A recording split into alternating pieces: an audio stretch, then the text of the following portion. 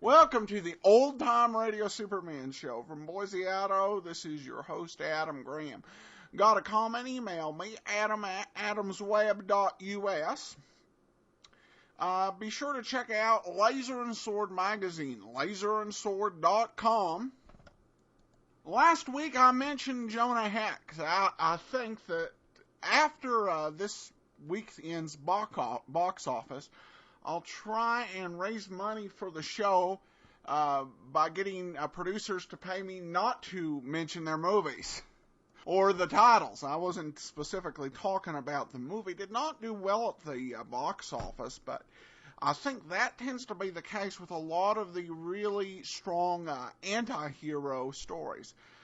Movies really demand a broad audience. That's why Spider-Man and Batman and Superman will do pretty well at the box office, while some of these other efforts don't quite make it.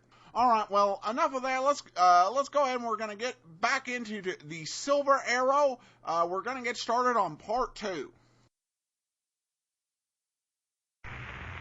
Presenting the transcription feature, Superman. Look, up in the sky. It's a bird. It's a plane. It's Superman.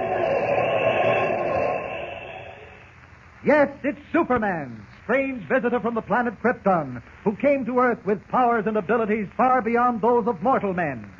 Superman, who can leap tall buildings at a single bound, race a speeding bullet to its target, bend steel in his bare hands, and who, disguised as Clark Kent, mild-mannered reporter for a great metropolitan newspaper, fights a never-ending battle for truth and justice.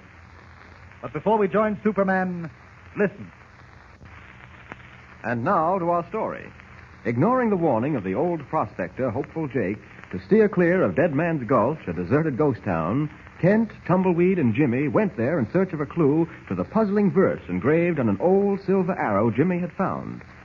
Hopeful Jake had told them of a legendary Western Robin Hood known only as the Silver Arrow, who hunted down bandits and shot silver arrows into their backs. At Dead Man's Gulch, Jimmy went to look for water. Suddenly, a piercing scream broke the death-like silence of the ghost town. Kent and Tumbleweed raced to Jimmy's rescue, only to find him pale and transfixed. He had seen a figure darting between the dust-laden skeletons of the town shacks. When he called out, it stopped for a moment, screamed, and vanished into the shadows. A thorough search of the deserted shacks revealed no sign of man or beast. Puzzled, Kent and Tumbleweed rested for a moment on the steps of what had once been the sheriff's office. Listen. You say you saw whatever screamed, Jimmy? What did it look like? I couldn't tell. The sun was in my eyes. It was just a blur. Might have been a coyote. No coyote ever screamed like that. It was a human voice. Jimmy, are you sure you didn't scream? Me? How could I? My tongue was stuck to the roof of my mouth. That's where it is now. If I don't get some water soon, I don't know what I'll do. Tumbleweed found a stream back of this sheriff's office. Come on, we can all stand a drink. I've never been so thirsty in all my life. Well, take it easy, Jim boy. Don't gulp it down unless you're looking for a bellyache. There's the stream. Oh, boy, lead me to it. Don't drink fast, Jimmy. Oh, is that good? Now, you rest a while. Go ahead, Tumbleweed. Yeah, nice clear water. Can I have a little more, Mr. Kent? Well, just a little. Okay. All right, now that's enough. I feel like a new person. There's nothing like... Mr. Kent. Oh, great Scott, what's the matter? You scared me out of a year's growth. Look at this rock at the edge of the stream. Look at the top of it. What in tarnation? Top is carved in the shape of a galloping steer. Jimmy, you're right. Well, I'll be hog-tied and sewn. You reckon that's the galloping steer that Silver Arrow wrote about in his poem, Mr. Kent? Could very well be. The verse said, "Search in the stream neath the galloping steer." Well, this is the stream, and there's the galloping steer. Yep, that's correct. And maybe the answer to the puzzle is under this rock. Well, we'll see in just a minute. I'll lift it. Oh, hold on a minute, Mr. Kent. You better let me give you a hand. That rock looks mighty heavy for one armor. Oh, no, I can... Oh, all right, Tumbleweed, thanks. Grab a hold of that end. I'll take it here. Okay, I got it. All right. Now stand back, Jimmy. All right, now heave. There we go. Yeah, she's over. Yes, and look what's under it. Another silver arrow. Just like the first one. Well, I'll be dogged. Is there writing on this one, too? Wait till I wipe the tarnish off. Isn't it, Mr. Kent? Wait a minute. Gosh, there are more goose pimples. There. Let's see now. Yes, there is. Yes, sir, there's another verse on this one. And it's even more puzzling than the other. Boy, oh boy, this is getting exciting. What does it say? It says, in a cave by the hill where rest the dead, you'll find my mate in the seventh head. Oh, that's a rip snorter. We ain't never going to be able to figure that one out. Gosh, in the cave where rest the dead. Where would that be? Yeah, I haven't the faintest idea, Jimmy. But it's got to be around here someplace. Let's try to figure this thing out step by step. Well, how can you do that? The Cotton poem don't even make no sense. Now, wait, Tumbleweed, wait. It's got to make sense. Now, think hard. You know of any place in this vicinity that might fit the description? Mr. Kent, I was foaled, raised, and saddle-busted in these here parts. And I ain't never heard of no graveyard staked out in a cave. Well, I tell you, that poem is like a polecat drug across a trail to throw you off the scent. Gosh, I hope not. No, I'm certain this message means something. Let's see now. In a cave by the hill where rest the dead.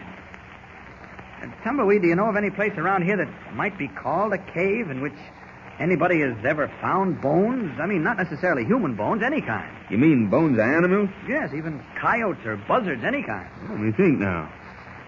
Sure, I reckon I do know about some bones. Buffalo bones. Well, where are they, Tumbleweed? Are they in a cave? Come to think of it, they was found in a cave over by them hills yonder. You mean right there in back of the town, where the silver was mined? Yep. I could shoot an arrow right smack dab into it from here. Tumbleweed, how did those buffalo bones get into the cave? Well, the story goes that a big herd of buffalo run into the cave to get out of a blizzard that lashed across this country once about 100 years ago. What happened to them? Was the cave sealed by the storm? Might just as well have been. That storm blew and blew for nigh on to a whole month. When it was all over, them buffalo had died of lack of fodder. And the bones were never taken out? Nope. I reckon nobody had no use for them in the first place. And then there was talk that kept folks away. That appeared to go in there. They still are, for a fact. What kind of talk? Well, I don't rightly know, Mr. Kent. I didn't put no stock in them stories. Something about queer sounds that used to come out of there. Queer sounds? What sort of sounds? Like as if somebody was moving around in there.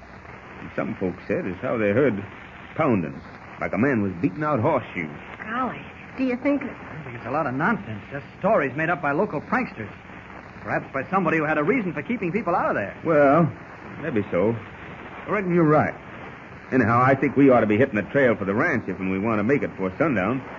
Shadows is beginning to get a mite longer now. Let's just walk over and look. If we find the arrow mentioned in this verse, we'll take it along and puzzle it out at home. If we don't, well, there's nothing lost, and we'll come back out here tomorrow morning to take up where we left off. Sure, let's do that, Tumbleweed. Well, I don't know. You're not scared, are you, Tumbleweed? Oh, now, Jim, you know better than to say old Tumbleweed's afraid of anything. That is, leastwise, not while I have my bow and arrows with me. Oh, I was just fooling, honest. Of course he was, Tumbleweed. You know that.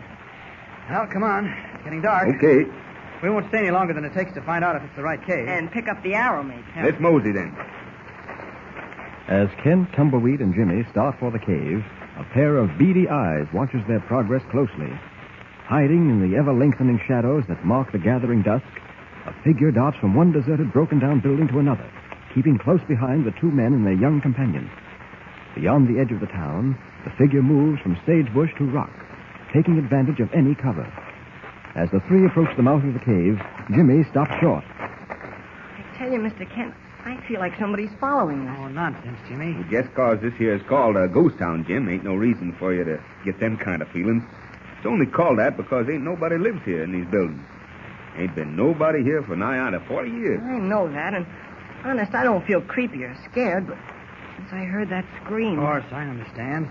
Now let's read the message on this second arrow before we go into the cave so we'll know what we're looking for. I know. You'll find my mate in the seventh head, the mate to that arrow. That's right, Jimmy. You got a good memory. Lucky he has, because it's getting too dark for reading now, and he's got us no flashlight. So let's get this over pronto and get on back to the ranch for some chow. Well, we'll be on our way soon. Come on, let's go in. Gosh, dark as pitch in here. Sure could use a flashlight now. Yes, I could. Here, wait, I'll strike a match. Mr. Kent, look back there. Those eyes. It's an animal of some kind. Well, I put an arrow to my bow. Coming closer. Hold it, Tumbleweed. Don't shoot. The match has gone out. Light another one quick, Mr. Kent. Yeah. It's moved up closer. Let me shoot it before it jumps us. Mr. Kent. Stand back. I'm going to let fly. Don't, Tumbleweed. Wait a minute. What for? Why don't you let... Oh, wait, I'll show you. Here, kitty. Kitty? Why, that must be a... Sounds like a cat. That's exactly what it is, Jimmy. Just a harmless kitty. Oh, gosh. Sure had me scared for a minute. Mr. Kent, that match is burning your fingers. Huh? Oh, I must have forgotten. Here, I'll light another one. Well, there's your buffalo bones on the floor over yonder. They're scary in this light.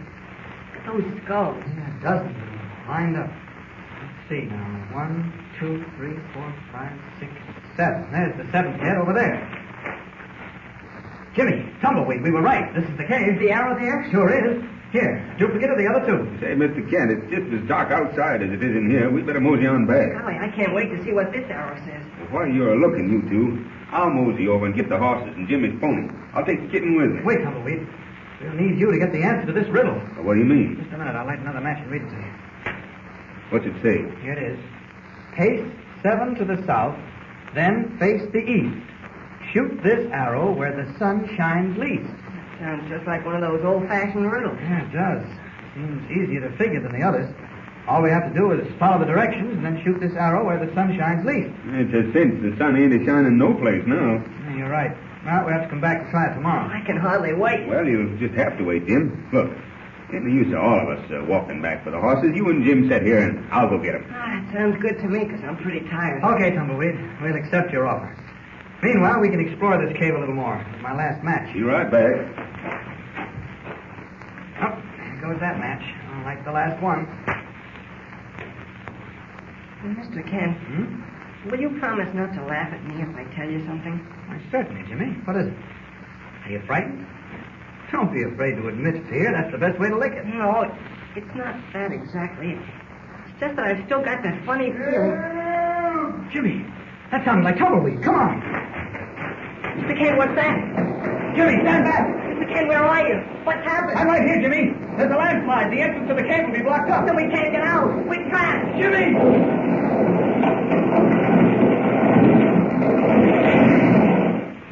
Will Clark Kent be forced to reveal his true identity to Jimmy Olsen in order to save his young friend's life? What was the strange meaning of Tumbleweed's scream for help a moment before the avalanche of falling earth and rocks imprisoned Kent and Jimmy in the cave of the Buffalo Bones? Are these two incidents somehow tied up with the slinking figure that followed our three friends on their way to the cave?